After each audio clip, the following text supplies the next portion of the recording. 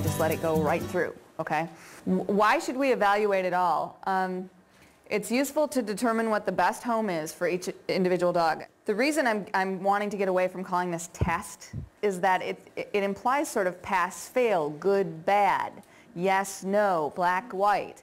I don't like to have that kind of connotation with it. And that really isn't the thought process that we go over. It's really rare that we have a dog where we're just like, no, can't work with him, can't do anything with him, not safe, and goodbye right away. It doesn't happen very much.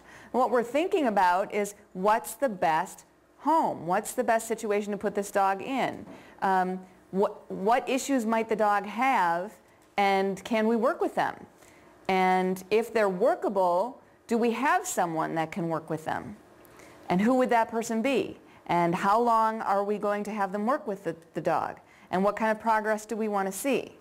And then are we going to reassess his adaptability? And with this shelter, with Lakeland, is it a breed rescue candidate? We always want to know that right away during the initial evaluation, whether there's an issue or not, because shelters get full, okay?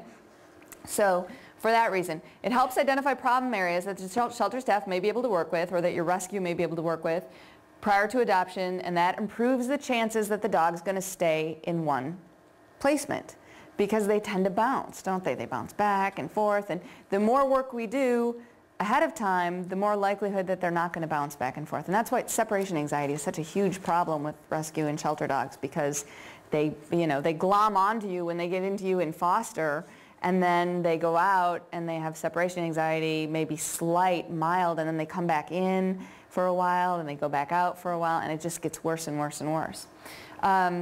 You're going to identify dogs that are not good candidates for adoption. So as much as we love them, not every single dog is going to be adoptable, and we have a duty to not only protect the dogs, and I really am doing these assessments to make sure that every dog gets a very, very, very fair chance, but we also have a duty to protect society and the public and other people's dogs. I mean, how would you feel if we tested a dog that seemed very dog aggressive and very reactive, and you were out walking your dog and we placed that dog and your dog got killed by the dog we placed that we knew was dog aggressive, but we hoped that the people would be able to handle because they didn't have any other dogs?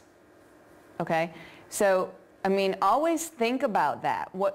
How would you feel if?